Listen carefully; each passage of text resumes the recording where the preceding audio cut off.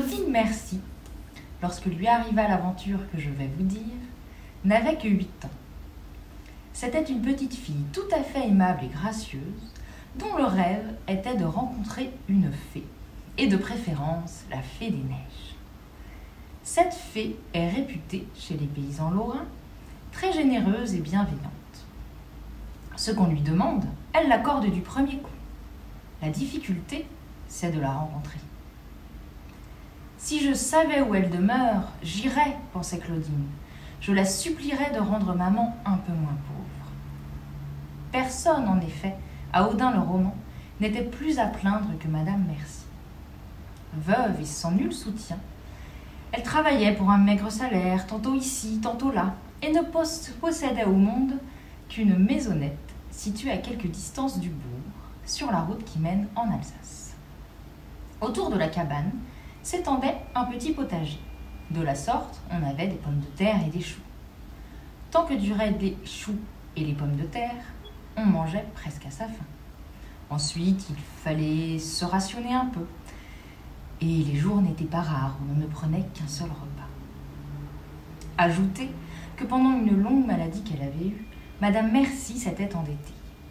Au marchand Stanislas Hermann de Nancy, elle avait emprunté, écu par écu, 100 francs, somme énorme pour elle, et que, sans y parvenir, elle ne demandait qu'à rendre. D'abord, le créancier avait attendu avec patience, mais à présent il se fâchait, réclamait son argent d'une manière pressante et en arrivait même à des menaces.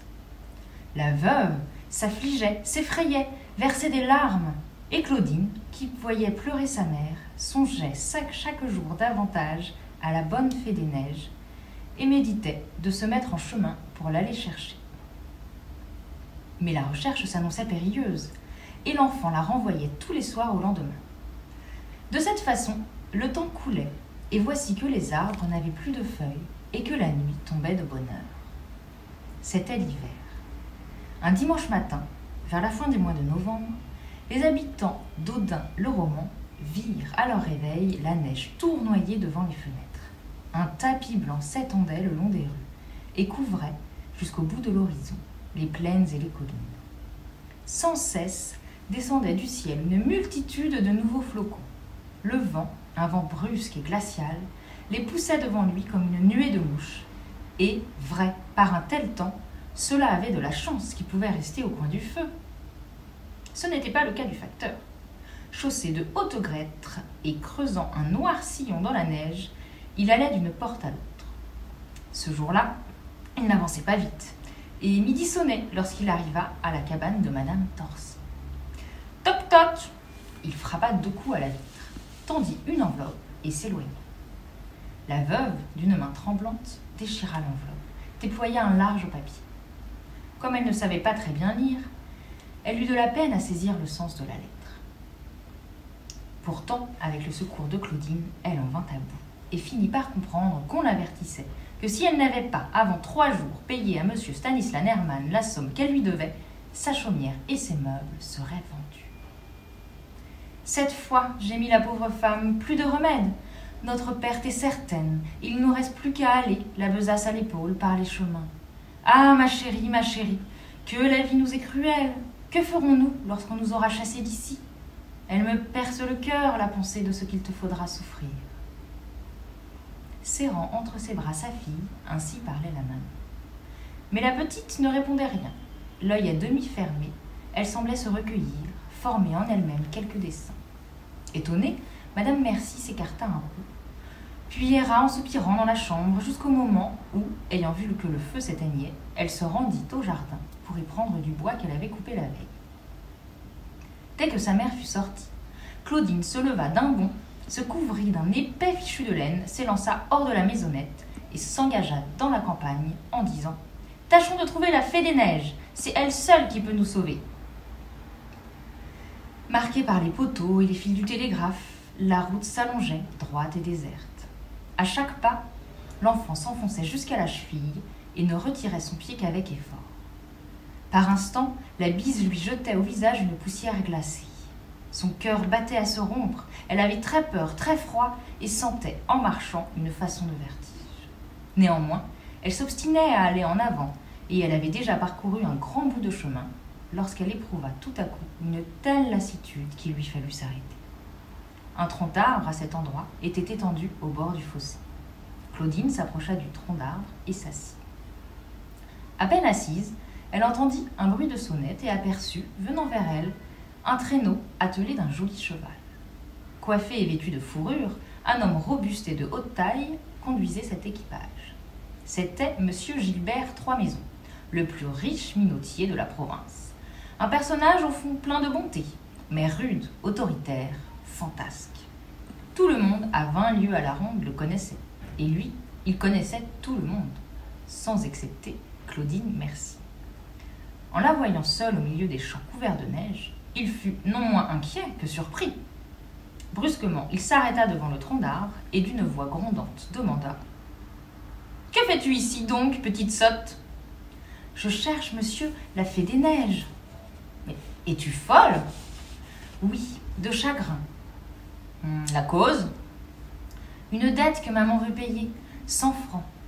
On va pour ces 100 francs-là nous mettre à la porte de chez nous. Alors, vous comprenez, je tâche de trouver la fée des neiges, et je la prierai, si je la trouve, de me donner cet argent qu'on nous réclame. » Le minotier haussa les épaules. Tout ça 3 ou 4 fois, se gratta un peu le bout du nez, puis déclara, d'un air très cassant, « Écoute, je veux que tu rentres, et tout de suite. À Audin. L'ennemi ne tardera guère à venir, tu périras de froid sur cette route, et les loups te croqueront. » Il montra, du bout de son fouet, un lointain village bâti contre le flanc d'une colline. « On m'attend là, à Beauchâteau, et il m'y faut aller au plus vite.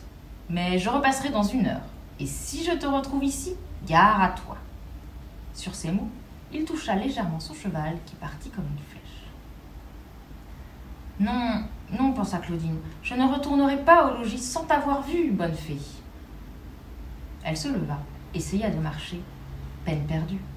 Ses jambes, maintenant, refusaient de se mouvoir.